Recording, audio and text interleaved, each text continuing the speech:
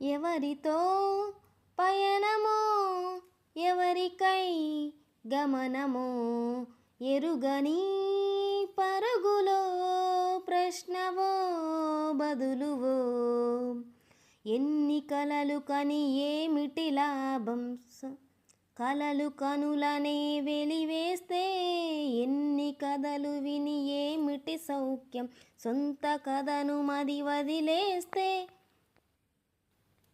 చుట్టూ ఇన్ని సంతోషాలు కప్పేస్తుంటే నీ కన్నీళ్లను ఊరంతా వెన్నెల, మనసంతా చీకటి రాలిందా నిన్నలా.